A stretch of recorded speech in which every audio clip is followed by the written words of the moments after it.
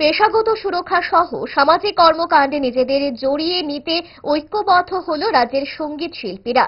রাজ্যের সমস্ত অসংগঠিত সঙ্গীত জগতের দিকপালেরা সংগঠনে সংগঠিত হওয়ার অনুভবে আত্মপ্রকাশ করল নয়া সংগঠনে, যার পোশাকি নাম রাখা হয়েছে ত্রিপুরা কালচারাল অর্গানাইজেশন।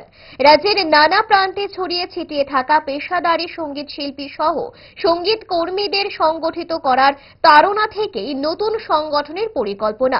আজ আগরতলা প্রেস ক্লাবের সংবাদ মাধ্যমের সামনে এই নয়া সংগঠনের আত্মপ্রকাশ ঘটানো হলো।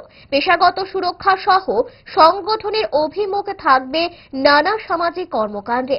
সংবাদ মাধ্যমে জানিয়েছেন সঙ্গীত শিল্পী রাজেশ ঘোষ। সকলে মিলে রাজ্যের ধর্মনগর থেকে সাগর পর্যন্ত যতটুকু পেরেছি আমরা প্রতিনিধি হিসাবে মিউজিশিয়ান, সিঙ্গার এবং বিভিন্ন আর্টিস্ট যারা সাংস্কৃতিক কর্মকাণ্ডের সঙ্গে যুক্ত, ওনারা সবাই আজকে, বিশেষ করে ইয়াং জেনারেশন সবাই আজকে এখানে ম্যাক্সিমাম এখানে এসেছে। আমাদের আজকে একটা সংস্থা উন্মোচন করেছি আমরা, ত্রিপুরা কালচারাল অর্গানাইজেশন। এটা আমরা নতুন ত্রিপুরা সাংস্কৃতিক সংগঠন, সারা রাজ্যে এটা প্রতিনিধি থাকবে, সারা রাজ্যে এটা কমিটি হবে। কমিটি কিছুদিনের মধ্যেই আমি আপনাদের জানিয়ে দেবো, এবং এটা আমাদের ইচ্ছা আছে যে আগামী দিনে এটা সরকারিভাবে এই সংস্থা মানুষের হয়ে কাজ করবে। এবং আমরা চাই এই সঙ্গীত শিল্পী যারা এসছেন আজকে, শুধু সঙ্গীত শিল্পীদের বিপদে পাশে দাঁড়ানো আমাদের মূল লক্ষ্য নয়। আমাদের লক্ষ্য থাকবে আগামী দিনে এই রাজ্যের গরিব দুঃখী সমস্ত মানুষকে আমরা সঙ্গীত শিল্পীদের পক্ষ থেকে যতটুকু পারি আমরা হেল্প করবো, সাহায্যের হাত বাড়িয়ে দেবো সাধ্য মতো নিজেদের।